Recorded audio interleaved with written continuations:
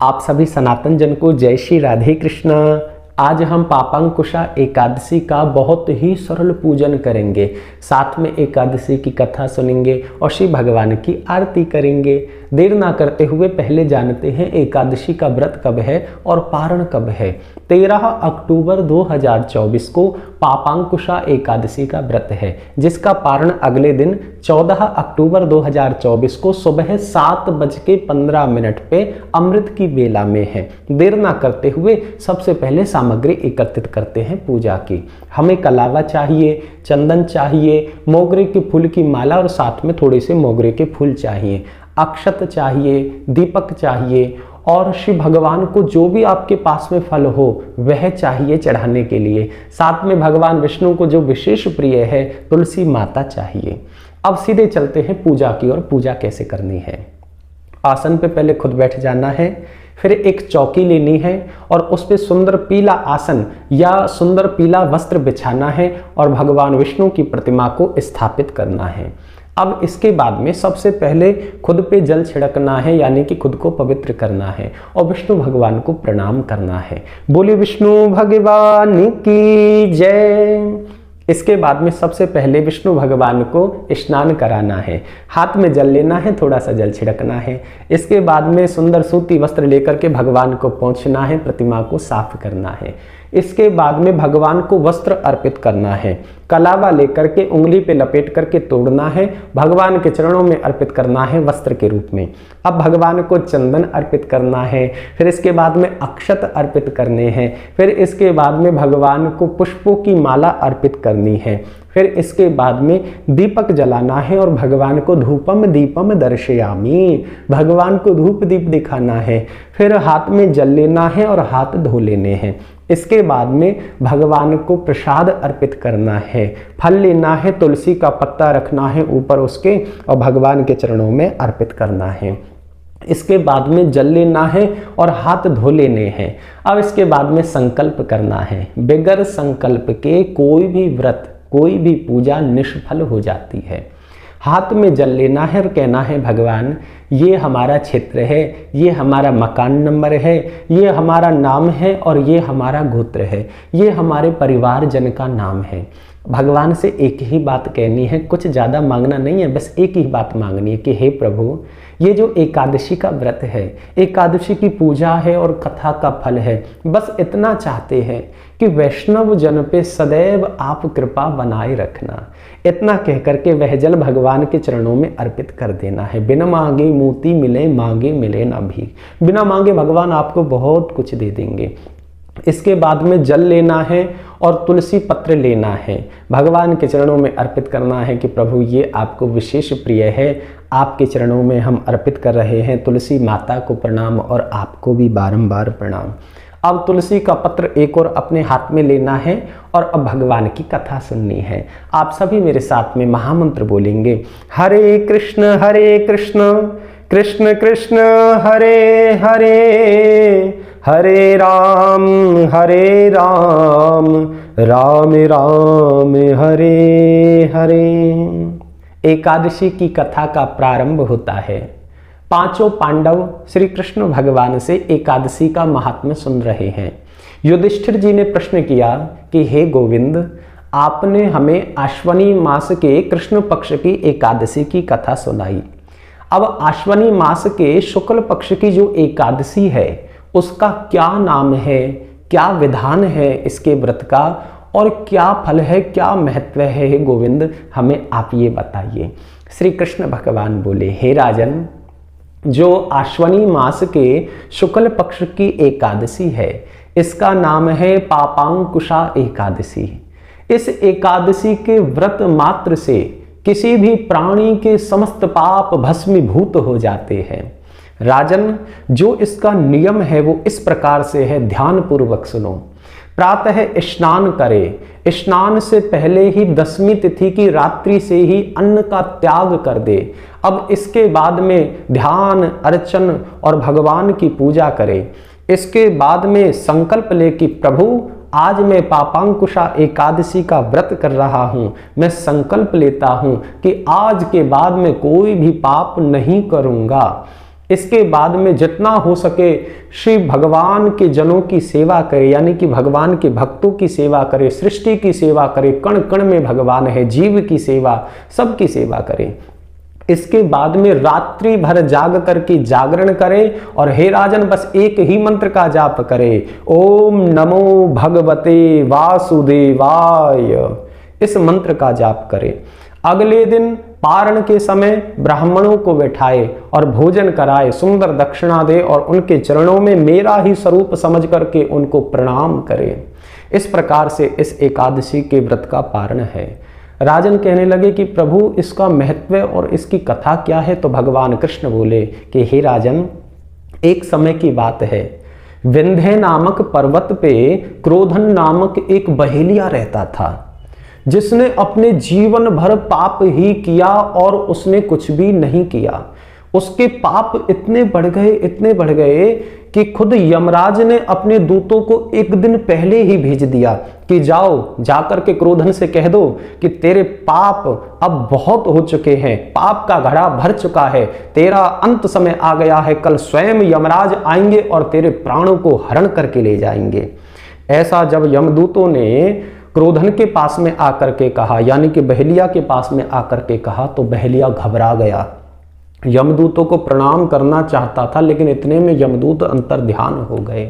अब बहेलिया रोता है और कहता है मैंने तो कितने पाप किए, मुझे तो पता भी नहीं था, मैंने बहुत हिंसा की। चलते चलते चलते चलते अंगिरा ऋषि का आश्रम आया, वहां पे वेद ध्वनि सुनी, भगवान का नाम सुना तो ये फूट फूट करके रोने लगा।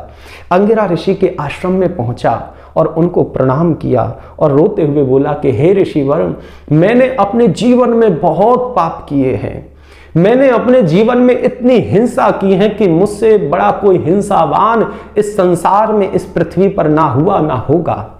रो करके कहने लगा कि प्रभु मेरा अंत समय आ गया है। ऋषि कहने लगे तुझे कैसे पता अंत समय आ गया है? भैया किसी को क्या अपनी मृत्यु का पता है? आए है ना संगई जग में भयो मिलाप, ना मृत्यु का पता है ना जीवन का पता है। कहने लगे मुझे पता है, स्वयं यमदूत आकर के कह करके गए हैं, मेरे पाप इतने बढ़ गए हैं प्रभु।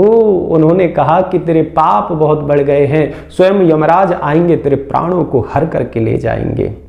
जब ऐसा सुना तो कहने लगे भैया तो घबराता क्यों है? प्रभु इसी बात की चिंता है, मैंने अपने जीवन में कोई पुण्य नहीं किया, हमेशा हिंसा की, जीवों को कष्ट दिया, इतने पाप किए कि किसी ने किए ना हो। प्रभु क्या कोई साधन है एक दिन में मोक्ष पाने का, भगवान को मिलने का? तो ऋषि अंगिरा बोले देख भैया, तेरे को सबसे बड़ी बात तो ये है अपने पापों का प्रायश्चित हो गया है, और जब तेरे को प्रायश्चित हो गया है तो घट घट का वासी अंतर्यामी तेरे हृदय घट में आकर के विराजमान हो चुका है। सुन भैया एक बात ध्यान से, जब वह विराजमान हो चुका है तो अब अंतिम समय में पापांकुशा एकादशी का व्रत कर ले। पापांकुशा एकादशी का नाम सुना तो इस बहेलिया की आंखों से आंसू आ गए। अंगिरा ऋषि बोले जब पाप की गठरी शीस धरी तो शीस पकड़ क्यों रोवत है, उठ जागे मुसाफिर भोरे भाई, अब रहने कहाँ जो सोवत है। कहने लगे भैया घबरा मत, तेरे पास में एक दिन का तो समय है, भगवान का नाम तो एक क्षण में ही मोक्ष को प्रदान करने वाला है। भगवान ने सुंदर व्रत की विधि बतलाई और वही विधि अंगिरा ऋषि ने इस बहेलिया को बतलाई। वह विधि सुन करके यह रोया है, भगवान को प्रणाम किया है।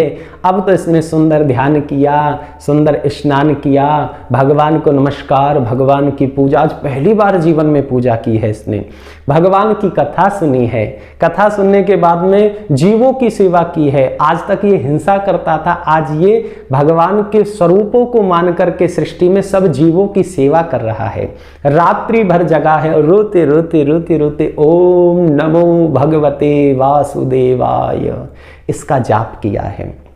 अगले दिन जब यम के दूत बोले कि आज तक तो हम जाते थे पापाचारियों को लेने के लिए, आज स्वयं भगवान जा रहे हैं, तो क्यों ना हम इस दृश्य को देखें। तो यमदूतों ने कहा कि हे प्रभु, आपको आज तक हमने देखा नहीं कि आप कैसे पापाचारियों के प्राणों का हरण करते हो, आज हम देखना चाहते हैं यह लीला। तो यमराज ने कहा पहले आप जाओ और जाकर के वहां देखो कि वह अपने पापों को सुनकर के उसका क्या हाल है, बेहाल हुआ कि नहीं हुआ। अब तो यह देखने के लिए जैसे ही यम के दूत आए, उन्होंने क्या देखा, सुंदर पीले वस्त्र पहन करके, तुलसी की माला पहन करके, तिलक चंदन लगा करके यह बहेलिया भगवान के धाम जा रहा है। बोलो पापांकुशा एकादशी की जय। यह सुनकर के बेहाल हो गए और गए हैं तुरंत जाकर के यमराज को यह पूरा वृतांत सुना दिया। यमराज ने कहा कि भैया ये तो हरि के नाम का कमाल है, यानी कि हरि के नाम का प्रभाव है, पापांकुशा एकादशी का प्रभाव है। हे राजन, जो भी इस एकादशी के व्रत को करेगा, भली भांति प्रकार से मेरा नाम लेगा, जीवों की सेवा करेगा, ब्राह्मणों की सेवा करेगा, वह मेरे धाम में, मेरे चरणों में आकर के विराजमान हो जाएगा। यह इस एकादशी का फल है। बोलो कृष्ण भगवान की जय। बोलो पापांकुशा एकादशी की जय। अब आपके हाथ में जो तुलसी पत्र है वह भगवान के चरणों में अर्पित करेंगे और सुंदर भगवान की आरती करेंगे। शिवा के बिहारी तेरी आरती गाऊं, आरती गाऊं, प्यारे आप को रिझाऊं, कुंज बिहारी तेरी आरती गाऊं। चरणों से निकली है गंगा प्यारी, जिसने सारी दुनिया है तारी, उन चरणों में शीश नवाऊं। कुंज बिहारी तेरी आरती गाऊं। मोर मुकुट तेरे शीस पे सोहे, प्यारी बंसी मेरो मन मोहे, या बंसी पे बलिहारी जाऊं। कुंज बिहारी तेरी आरती गाऊं। व्यासदास के नाथ आप हो, सुख दुख जीवन प्यारे साथ आप हो, देख छवि तो पे बारी बारी जाऊं। कुंज बिहारी तेरी आरती गाऊं। हम सब मिल तेरी आरती उतारे, राधे राधे राधे कहे मुख से उचारे, देख छवि तो पे बलिहारी जाऊं। कुंज बिहारी तेरी आरती गाऊं। बांके बिहारी तेरी आरती गाऊं। बोलिए बांके बिहारी लाल की जय। अब हाथ में जल लेना है, आरती की थाली पे से वार करके अपने ऊपर छिड़कना है और 3 बारी बोलना है, ओम शांति ही शांति ही शांति ही। अब इसके बाद में हाथ में पुष्प लेने हैं, मोगरे के फूल लेने हैं और कहना है कि हे प्रभु, हमको ना पूजा आती है, ना मंत्र आते हैं, ना कोई विधि पता है, और प्रभु ना ही हम में इतनी बुद्धि है कि आपको जान सके। वो तो आपकी कृपा हो जाए तो हम जान पाएंगे। प्रभु आपके चरणों में बारंबार प्रणाम है, इस पूजा को स्वीकार करें। ऐसा कहकर के वह पुष्प भगवान के चरणों में अर्पित करने हैं। अब भगवान को प्रसाद चढ़ाना है। क्या भोग लगाएंगे? तुलसी पत्र हाथ में लेना है, कहना है कि हे प्रभु, इस संसार में अशुद्धता के अलावा कुछ नहीं है, एक ये ही शुद्ध है जो आपकी प्रिय है, तुलसी माँ है, हम आपके चरणों में इन्हें समर्पित कर रहे हैं।